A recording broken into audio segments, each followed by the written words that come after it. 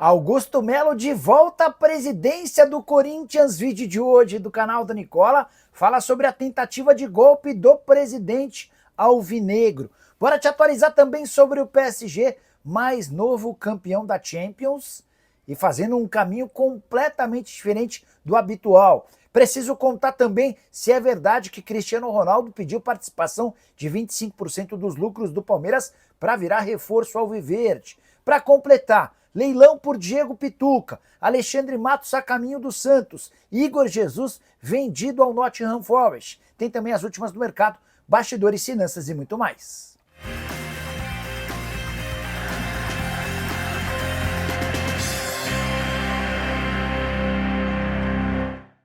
Fala aí pessoal, sou Jorge Nicola, bem-vindos a mais um vídeo do canal. Sempre bom ter vocês por aqui, sem perder tempo, pedir para deixar like, se inscrever no canal e ativar as notificações. Bora direto pro giro de notícias. A primeira informação é sobre a minha Portuguesa, que ficou no 1-1 com o Nova Iguaçu na tarde desse sábado no Rio de Janeiro. A Luz abre o placar com o Cristiano, toma o gol do empate e chega ao gol da vitória, que é anulado de forma absurdamente bizarra.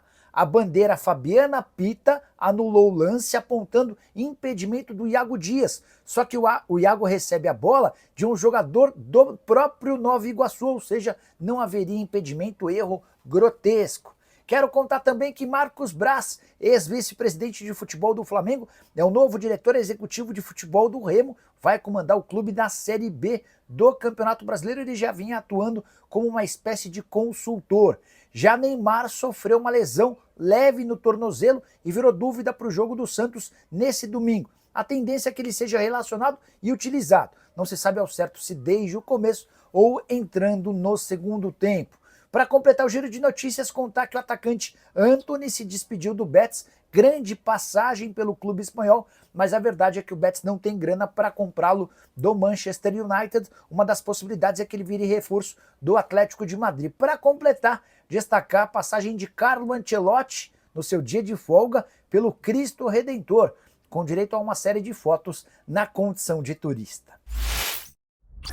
Bora falar agora sobre Igor Jesus. Fui o primeiro a contar para vocês sobre as negociações avançadas com o Nottingham Forest e agora dá para dizer que apenas a questão de documentos separa o anúncio do centroavante em relação ao Nottingham Forest. O clube inglês se acertou com o Botafogo por pagamento de 20 milhões de euros fixos, mais 2 milhões de euros em comissão. O pacote final está fechado e os clubes estão trocando documentos. O Igor Jesus, que ainda relutava com a ideia porque tinha a expectativa de receber uma proposta de um clube grande da Itália, recebeu nas últimas horas uma oferta para ganhar mais no Nottingham Forest, o que o convenceu a dizer sim, ignorando qualquer proposta italiana. A tendência é que o martelo seja batido ainda durante esse final de semana. A boa notícia para o torcedor botafoguense é que o Igor Jesus disputará o Super Mundial de Clubes e só na sequência se muda para a Inglaterra.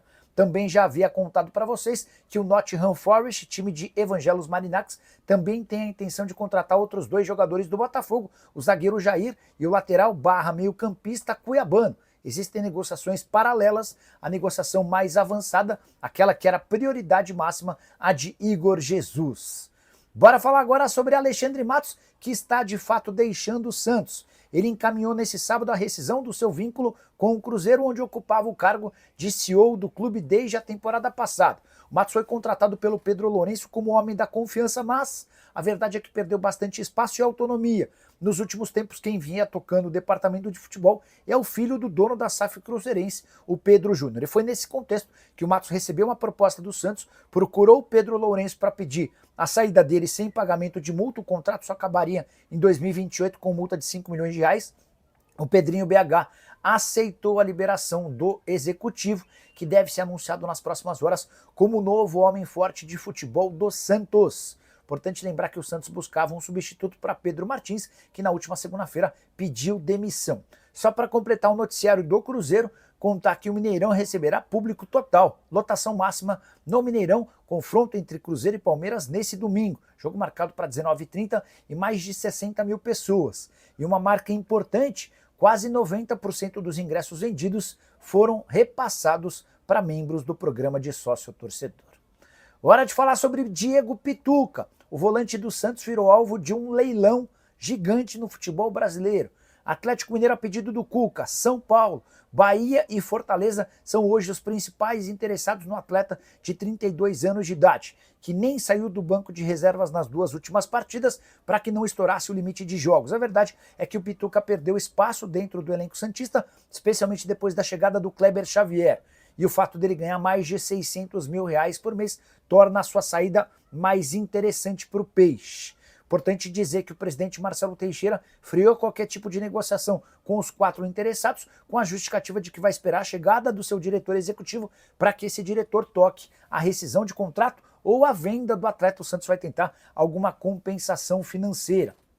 Pituca, que na atual temporada soma 19 jogos, 1 gol e 1 assistência. O Galo quer, o nome do Pituca chegou ao Galo através do Cuca, a contestação em relação ao Siga. No São Paulo, o nome do Pituca é bem avaliado, enquanto Bahia e Fortaleza querem bastante a contratação desse jogador.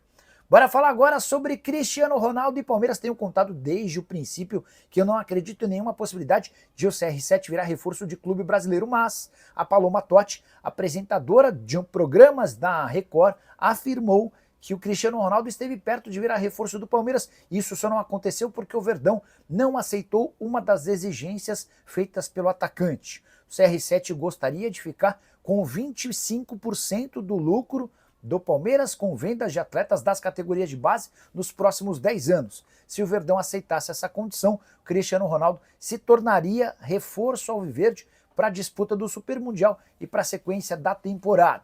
Fui atrás de 2 fontes diferentes do Palmeiras, uma ligada à base, outra ligada ao departamento de futebol profissional. Ambas trataram essa informação como não verdadeira, como mentirosa, alegando que nunca existiu qualquer tipo de exigência do CR7 em relação a um percentual de receita vinda da base. É só importante contar que hoje o Palmeiras tem, nas categorias de base, a sua maior fonte de receita. Foram mais de 2 bilhões de reais arrecadados nos últimos 10 anos sob o comando de João Paulo Sampaio. Só para completar, também de acordo com a Paloma Totti, apesar da pedida do CR7, o Palmeiras disse não, até por conta de do estatuto do clube que impediria qualquer tipo de relação nesse sentido. E você, como é que tem visto a história de Cristiano Ronaldo jogando no futebol brasileiro? Você acha que ele caberia por aqui? Seria um bom acréscimo? Já usa o espaço para comentário e registra a sua opinião. Bora falar agora sobre o Corinthians e a notícia mais maluca dos últimos dias. Augusto Melo afirma estar de volta à presidência do Timão. Você lembra, né? Na última segunda-feira, depois de reunião do Conselho Deliberativo, o Augusto foi afastado e já há uma reunião marcada para agosto entre sócios para ratificar ou não essa decisão. Pois bem, na tarde e noite desse sábado, o Augusto Melo apareceu no Parque São Jorge e se dirigiu ao 5º andar, o local destinado à presidência.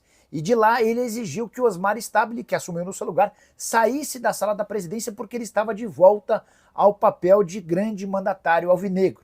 O Stabile falou que brincadeira é essa. E o Augusto se fez valer de uma história que eu vou começar a contar a partir de agora.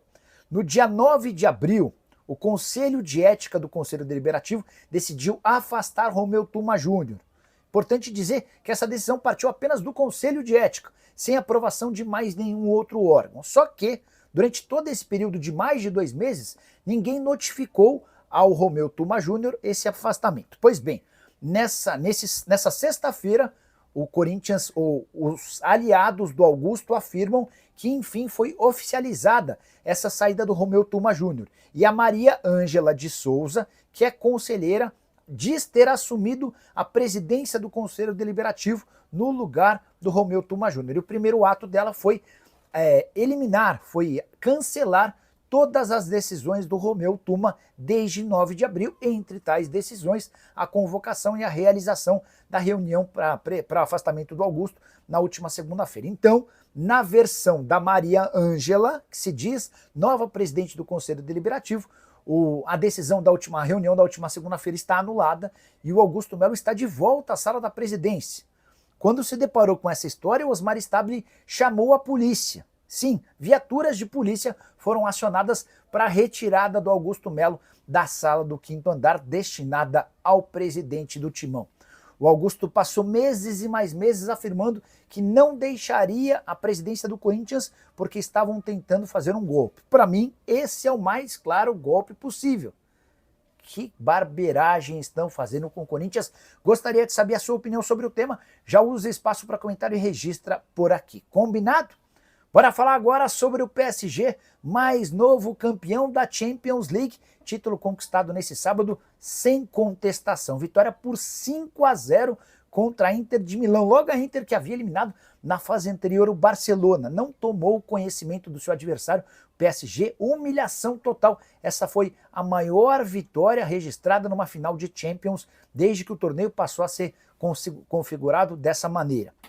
Importante contar que o PSG se sagra campeão pela primeira vez da Champions, depois de mais de 10 anos de tentativa e de muito dinheiro investido, na primeira temporada depois das saídas dos seus galácticos. Você vai lembrar que em 2022 o PSG chegou a ter Neymar, Messi e Mbappé. Aos poucos eles foram saindo, o último a deixar o PSG foi o Mbappé, que saiu na temporada passada para virar reforço do Real Madrid. E na primeira temporada depois da saída de todos eles e com 1/4 da folha salarial, até porque investiu em jovens e num jogo mais coletivo, o PSG de Luiz Henrique se sagrou campeão de forma merecida. E eu falei sobre jovens, é importante contar que 3 dos 5 gols anotados na final vieram de atletas com 19 anos de idade. 2 deles do Doué, que fez 2 gols e deu uma assistência, foi o grande craque da partida. Por que não falar sobre Luiz Henrique, o técnico espanhol que já havia sido campeão de Champions pelo Barcelona e que reconstruiu um PSG muito mais vertical, muito mais dedicado, muito mais coletivo e muito menos estrelado e, por consequência, muito mais equilibrado. Nasser Al-Khelaifi, o presidente do PSG e dono da Qatar Sports Investment, aquela empresa que colocou milhões e milhões de euros no PSG, foi se sagrar campeão da Champions quando tinha um time muito mais humilde do que em outros tempos. E você, o que pensa sobre a vitória do PSG? Use espaço para comentário. Esquece de deixar like, de se inscrever no canal. A gente se encontra assim que surgir notícia. Tchau!